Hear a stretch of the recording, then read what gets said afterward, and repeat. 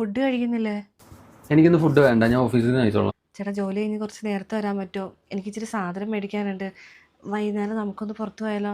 ഇല്ല, എനിക്ക് വരാൻ പറ്റില്ല. ഞാൻ വരുമ്പോൾ ലേറ്റ് ആവും. ആ ഇറങ്ങാറായോ നീ? ഞാൻ ഇറങ്ങാൻ നിൽക്കുക. എടാ നീ ഇത് ജോലി ചെയ്തിട്ടേ കുറച്ച് നേരത്തെ വരാൻ നോക്ക്. എന്നിട്ട് രണ്ടുപേരോട് ഒരു സിനിമയ്ക്ക് വയ്യാടെ അങ്ങാണ്ട് ഏതൊക്കെയോ പടങ്ങൾ ഇറങ്ങിയിട്ടുണ്ടോ. എപ്പോഴും ഈ ജോലി എന്നൊക്കെ പറഞ്ഞുകൊണ്ടിട്ട് കാര്യമുണ്ടോ? ഇവളാണെങ്കിൽ ഏതേലും വീട്ടിൽ തന്നെയാണ്, അവൾക്കും മടുപ്പ് പോകുന്നുണ്ടാവില്ലേ? ഒരു സിനിമയ്ക്ക് പോവാട്ടാ. അത് പിന്നെ ഞാൻ ഓഫീസിൽ നിന്ന് ഇറങ്ങുമ്പോൾ ലേറ്റ് ആവും അമ്മേ. ഓ അവൻ്റെ ഒരു ജോലി ഒന്ന് പറഞ്ഞ് രണ്ടാമത്തെ ഒരു ജോലി മാത്രം അവൻ്റെ വായിന്ന് വരത്തുള്ളൂ. നീ എന്നെ അവിടെ തന്നെയാണ് പറ്റി കിടക്കുന്നത്. ഇറക്കൻ്റെ വർത്താനം. എടാ കല്യാണം കഴിഞ്ഞിട്ട് 3 മാസമായി. കല്യാണം കഴിഞ്ഞ പാടെ ഞാൻ പറഞ്ഞ ഹണിമൂണ് പോ, രണ്ടുപേരുടെ പോ. അതൊക്കെ ഇന്നത്തെ കാലത്ത് എല്ലാവരും ഒക്കെ പോകുന്നതല്ലേ. അന്ന് അവൻ പറഞ്ഞു ജോലി ലീവില്ല, പോയേ പറ്റൂ, ആ കാരണം ഈ കാരണം പറഞ്ഞ് മുടക്ക് പറഞ്ഞു. എന്തുവാണ് ഇതൊക്കെ?